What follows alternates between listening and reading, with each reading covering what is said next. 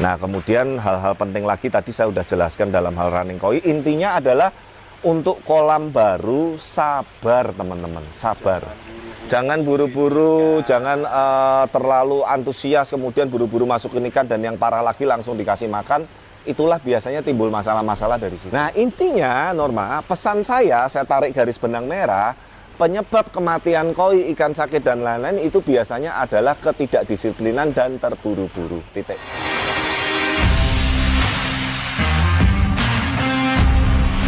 Yang running nyok, top nyok. Banyak, taunya ya cuma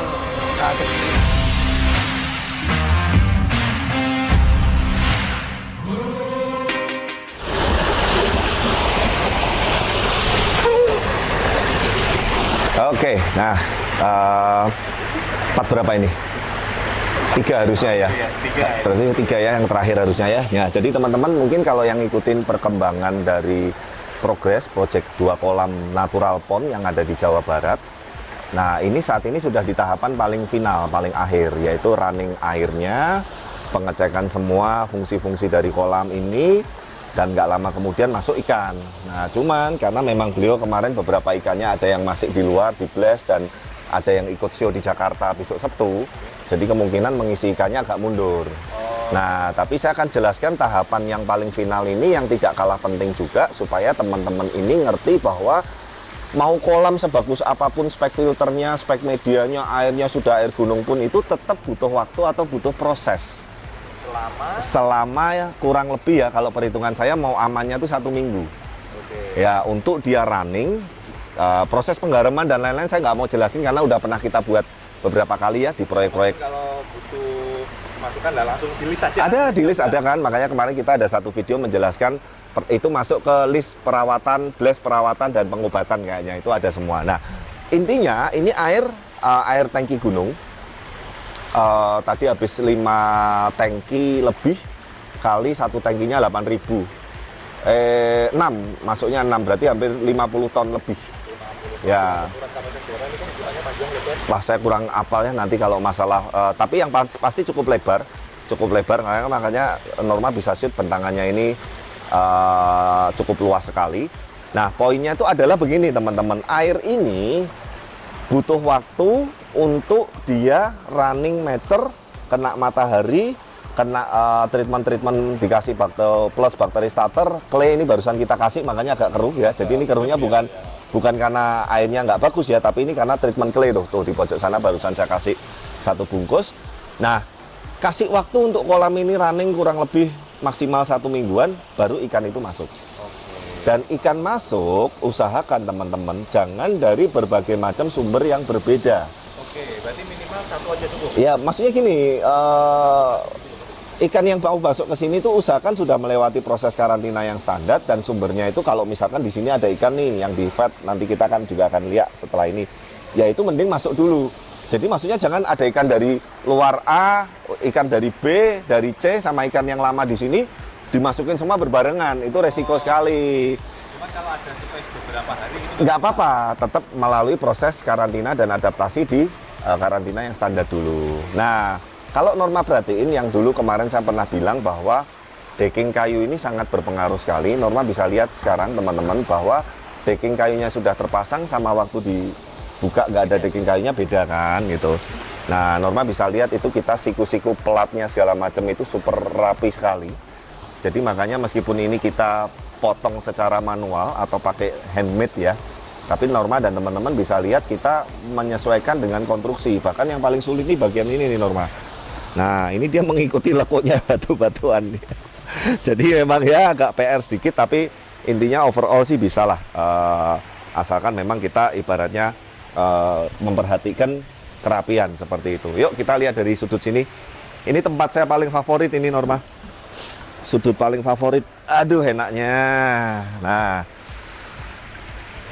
air terjun yang utama itu letaknya memang sengaja kita taruh di siku seperti itu supaya harapannya keluarga atau customer kalau pagi dari ruang keluarga sini, nah Nona putar sebentar ya.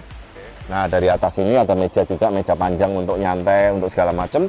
Langsung lihat ke sananya tuh langsung sentral tengah di air terjunnya itu. Yes, nah itu memang makanya air terjunnya itu ibaratnya memang pusat perhatian utama di kolam ini. Nah kemudian hal-hal penting lagi tadi saya sudah jelaskan dalam hal running koi. Intinya adalah untuk kolam baru sabar teman-teman, sabar. Jangan buru-buru, jangan terlalu antusias kemudian buru-buru masukin ikan dan yang parah lagi langsung dikasih makan. Itulah biasanya timbul masalah-masalah dari situ. Oke, berarti mesti kita nunggu waktu air ya, Pak ya? Ya. Terus Setelah ikannya masuk ya, tetap iya dong. Tapi kalau udah ikan masuk biasanya nggak lama, paling 2-3 harian begitu udah bisa mulai makan. Kasih makan pun bertahap sedikit dulu. Nah intinya Norma, pesan saya tarik garis benang merah, penyebab kematian koi, ikan sakit dan lain-lain itu biasanya adalah ketidakdisiplinan dan terburu-buru. Titik. Itu dari pengalaman saya pribadi juga gitu loh. Loh, saya ngerti Norma, kalau saya punya kolam baru seperti ini, kepengennya ikan saya cepat masuk semua, cepat saya kasih makan, cepat bagus, kepengennya begitu. Tapi ingat, di mana-mana ada satu hukum yang sangat penting sekali, yaitu hukum proses. Nah, meskipun media udah yang bagus, air udah bagus, sistem pompa peralatan flow udah yang bagus, tetap namanya air alam nature itu butuh waktu untuk dia bisa benar-benar hasilnya maksimal. Nah, hitungan saya itu biasanya kolam bikinan standar kita, tapi saya sekali lagi yang ngomong ini standar kita ya Norma ya. Kalau yang kontraktor lain saya nggak mau bahas juga, takutnya nanti malah saya terapin itu nggak pas. Tapi kalau standar kolam kita, benar-benar meter maksimal itu di bulan kedua ke atas. Itu airnya, nyesnya, celingnya, kinclongnya itu dengan spek media, dengan spek standar peralatan dan spek standar sistem yang kita buat, itu biasanya masuk bulan kedua. Nah, apalagi yang kamu shoot ke atas, nih, ini kan full outdoor nih nantinya nih, matahari semoga kalau nggak hujan terus ya, ini kan sudah mulai masuk hujan terus. Kalau pagi siangnya panas, ini buat kolam cepat mecer. Dan nanti di dinding kolam ini akan tumbuh lumut lebih cepat.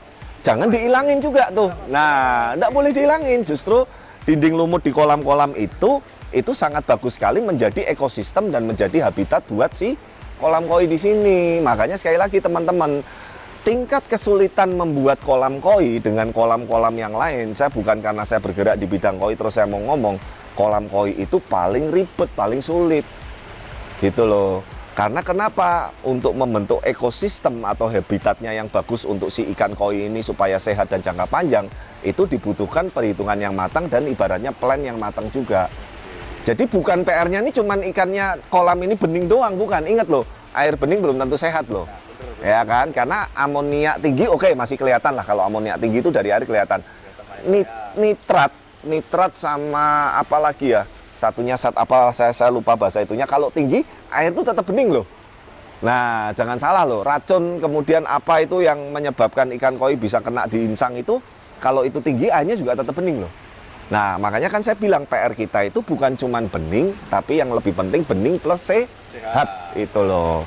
Nah, untuk bisa bening sehat, intinya butuh sistem filter, sistem pemipaan, sistem sirkulasi, peralatan, dan kolam yang benar, butuh sumber air yang bagus, dan butuh waktu untuk supaya media-media biologis dan ekosistem di kolam baru ini bisa bertumbuh maksimal. Nah, seperti ini teman-teman, ini kan sudah mulai agak malam. Nanti Norma juga shoot juga yang suasana malamnya. Nah, mungkin nanti kita lanjut besok, ini belum selesai. Sekalian kita running kolam yang kecil. Ada. Nah, kurang lebih sih sistemnya, prinsipnya sama kayak yang kemarin yang sini. Makanya sih nggak usah kita bahas mulai dari awalnya. Tapi prinsipnya step by stepnya, kalau teman-teman ngikutin progres pembuatan kolam koi natural di Jawa Barat dari mulai part 1, part 2, sampai part 3 yang terakhir ini, saya yakin teman-teman minimal pasti dapat benang merahnya. Nah, sekali lagi mau bikin dengan kita atau dengan tukang kolam lain, bikin sendiri dan lain-lain, itu tidak ada masalah. Tapi yang penting kan benang merahnya itu teman-teman paham hal-hal apa yang harus kita ibaratnya planningkan atau siapkan, dan hal-hal apa setelah kolam atau air jadi running pun itu yang nggak boleh dilanggar gitu. Salah satunya intinya adalah kasih waktu biar kolam ini running semua dengan air yang sudah full seperti ini, dengan treatment-treatment yang biasa kita lakukan, supaya nanti hasil airnya itu ekosistemnya, maturenya bisa maksimal gitu ya. Kurang lebih seperti itu Norma. Dan tadi dari awal saya sudah sedikit pandu ya, jadi intinya untuk kolam baru treatment-treatmentnya seperti itu. Nah tinggal nanti next stepnya kita lanjut lagi besok, sekalian sama kita tunjukin kolam yang kecil. Nah setelah itu baru ikan masuk, seperti itu ya. Oke, lanjut besok, bye. Oke. Nah, sekarang kita udah lanjut lagi ya. Tadi yang kemarin kan kita bahas yang kolam besar, nah ini yang kolam kecil. Ini kapasitasnya nggak terlalu gede, sekitar 16 atau 18 ton lah segituan. Kedalaman tapi cukup lumayan, 1,5. Dan yang kamu injak ini, biar teman-teman lihat. Nah, ini kolam sama filternya perbandingannya hampir 1:1 nih. Kayaknya sih 60%-an lah, 60 hampir ke 70. Tapi kan ini memang ada bak kontrol, ada kemudian ada apa namanya, untuk pembuangan backwash segala macam. Tapi kalau ngitung filter bersihnya sama kolam ini sekitar hampir 60%. Jadi sangat berlebih sekali. Nah, normal lihat ini konsep juga sebetulnya minimalis dipadukan dengan sedikit natural di dinding-dinding dan ornamen-ornamen waterfallnya. Tujuannya untuk supaya sekali lagi kolam ini kesannya nggak kaku. Karena kan kebanyakan kita lihat kolam-kolam yang bentuknya kotak ataupun memanjang seperti ini, biasanya kan air terjunnya juga kotak-kotak juga. Nah, intinya kita ini kepengen ngasih sesuatu yang berbeda supaya untuk yang customer menikmatinya pun itu nggak bosen gitu loh. Nah, ini kan juga sudah running ya. Nah, sama seperti yang kemarin saya jelaskan di kolam yang besar, kasih waktu setelah kita kasih clay, setelah kita kasih bakteri starter, kasih waktu kurang lebih 5-7 hari ke depan biar air ini benar-benar mature.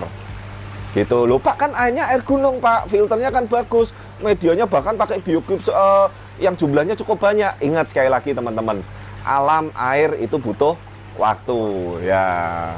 Nah, ini juga standar sih sebetulnya spek kolamnya. Bottom drain ada 1 sentral di tengah karena ini bentuknya seperti kotak. Skimmer di sudut sini 1, output ini ada arus di sudut situ 2 atas bawah. Kemudian di sini nih juga arus ke sana atas bawah. Makanya kalau kamu lihat permukaan airnya ini seperti muter nih, bergerak. Ya kan? Nah, itu salah satu kunci untuk bukan hanya sehat dan bening tapi permukaannya ini bisa clear. Gitu, menghindari yang namanya dead spot water seperti itu. Nah, inilah teman-teman tahapan final dari sebuah proses pembuatan kolam. Harapan saya supaya teman-teman yang sekali lagi nanti mau bikin kolam dengan kita, dengan Blaze ataupun bikin dengan kontraktor lain atau bahkan bikin sendiri, teman-teman minimal ngerti benang merah atau step-stepnya.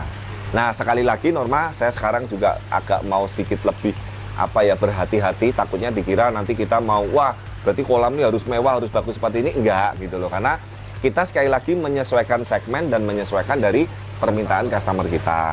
Bahkan contoh nih, kayu yang kamu injak ini, kamu tahu enggak, kayunya tok nih, ya ini kayu ini untuk 2 kolam ini itu 28 juta.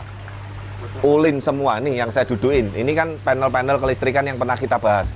Ini jadi rapi semua kan, nggak kelihatan. Iya kan? Bisa buat duduk, bisa buat nyantai begini, ya kan? Bisa buat nikmatin, ngerokok, segala macem. Nah, ini habisnya kayunya aja ini 28 juta loh. Kayu tok loh, belum jasa tenaganya, finishingnya, segala macem. Kemarin ornamen-ornamen batu-batuannya 2 kolam ini 140 juta. Ornamennya tok nih. Cuman kalau dilihat dari hasilnya itu kan... Ya, tapi sekali lagi teman-teman ya, yang saya pernah bilang bahwa ada harga ada rupa. Nggak mungkin juga kita udah buat customer budgetnya keluar tinggi tapi spek kita yang rendah. Ya itu kan pasti kita juga nggak mungkin gitu loh. Bahkan nih kamu lihat nih, kayu ini nih mewah banget loh Norma.